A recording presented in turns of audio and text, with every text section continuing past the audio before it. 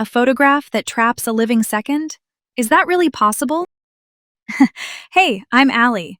I'm caffeinated and, buzzing to talk about something that's been on my mind all week. I'm Brianne. I'm hydrated, skeptical, and slightly allergic to whatever spooky thing you're about to pitch. Welcome to the Veil. We've got a heavy story today, but it's important.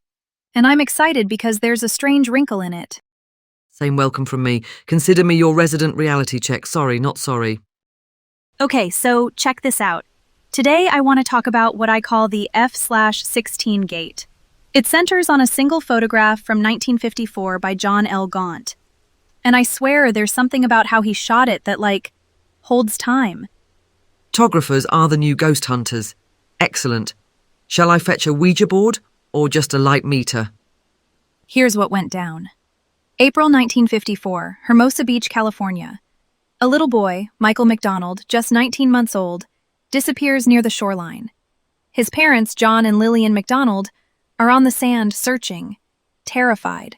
The surf is rough, conditions are dangerous, and reports start coming in from witnesses.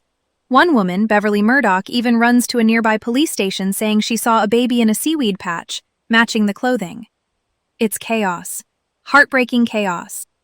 Meanwhile, Los Angeles Times photographer John L. Gaunt is literally at home in Hermosa Beach when a neighbor yells, "Something's happening on the beach." He grabs his Rolleiflex and runs. He's not on assignment, he just moves. He arrives in time to see the parents at the water's edge, standing together. He raises the camera and makes the frame a split second before they turn away. Picture gets printed the very next morning in April 1954 in the Los Angeles Times under the title Tragedy by the Sea.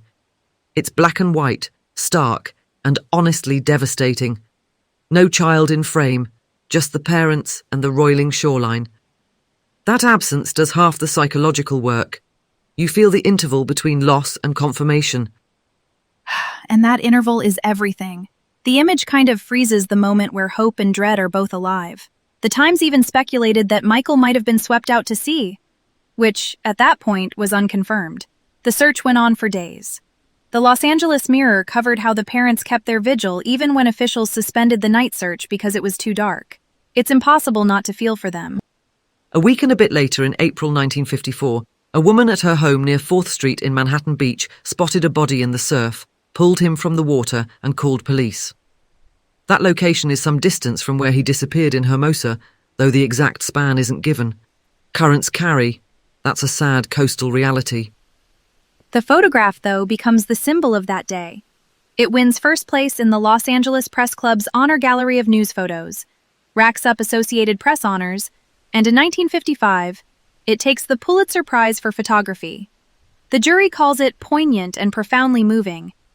It even came with a monetary award for Gaunt, which, isn't the point. But it shows how seriously the industry took it. Also worth noting, the Associated Press used an alternate title, Cruel Waves. Same photograph, different framing. One centers human grief, the other makes the sea into the antagonist. Editorial titling can tip how you read an image without changing a single pixel. Okay, back to the story. Gaunt later said he used 1/250th of a second at f/16 on his Rolleiflex. Bright coastal light, the classic sunny 16 vibe. Small aperture for depth, fast enough shutter to stop subtle motion. He catches everything from the couple's posture to the white ribs of the breakers. It's crisp and controlled. And before we slip into ghosts, the Rolleiflex is a twin-lens reflex, waist-level finder, quiet, great optics. Workhorse of mid-century photojournalism. Nothing arcane about it. Also, his exact shooting distance isn't documented, which is normal, not paranormal.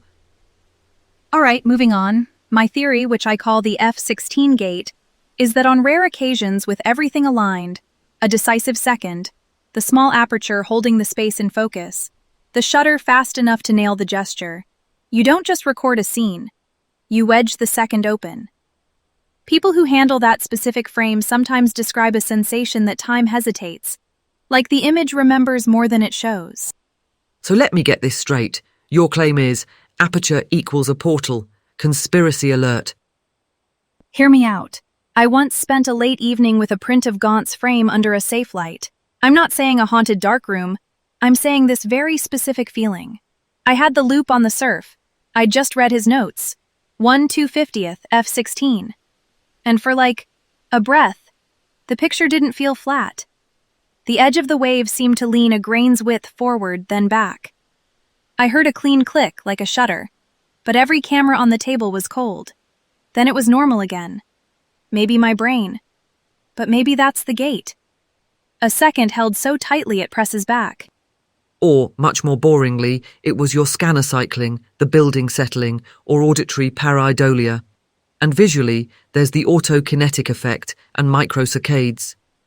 Stare at high contrast patterns, like surf foam lines, and your brain animates them. Predictive coding can make static textures feel like they're moving, especially if you're primed by a dramatic backstory. I get the psychology, but the composition is doing something very specific. The child's not in the frame, so your mind fills the absence. And because Gaunt nailed depth, F16 bright day, you can walk the space with your eyes. From the couple to the horizon. It's like the second is swollen with possibilities. That's the squeeze I'm talking about. Which is emotional, not supernatural. The unresolved makes us linger. There's an old effect in cognition. The unfinished sticks in memory. Early headlines even speculated about being swept to sea, then later reporting confirmed the worst when the body was found. That gap is part of why the image haunts. But there's no documented darkroom anomaly, no weird negative, nothing beyond excellent technique and timing. But the lore around this one is different. Decades later, people still call it haunting. In 2005, a journalist even said Gaunt's haunting 1954 photograph. When Gaunt died in 2007, the Times led his obituary with this image and the Pulitzer. One frame eclipses a career. That's not just news value. That feels like a hinge in time. Or it's precisely news value. The picture stands in for parental grief, seaside danger, mid-century California, the whole lot. Awards piled on, from the Los Angeles Press Club to the AP, and then the Pulitzer. Institutions canonized it. Cultural memory can feel like a spell, but it's collective, not cosmic. Okay, next up, let's talk mechanics for 2 seconds. 1/250th is quick, but not too quick. F16 pulls the surf and the couple into the same crisp field. Rolleiflex is quiet, waist level, so he's not looming. He captures them just before they move. To me, that's the recipe. Not every F16 shot is a gate. But that day, with those choices, I think the second held. And I think that's the recipe for good spot news. Immediacy, restraint, context. You feel like you're there because the depth of field keeps it legible and your empathy fills the rest. We can call that power. We don't have to call it a portal. So, philosophical speedrun. Do photographs actually capture time in a way we can feel later? Or do they just sharpen the edge where our minds do the feeling anyway? Recommendation before we go. If you want to understand how a single frame can move whole cities, watch a documentary about iconic news photographs and how captions steer interpretation. It'll make you look longer and maybe feel the second stretching too. All right, moving on to real life.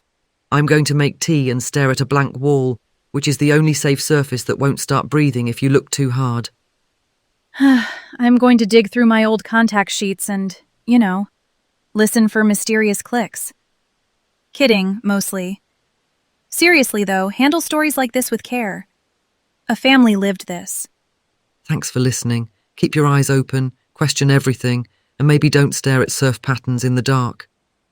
We'll see you next time on The Veil. Stay curious and be kind out there.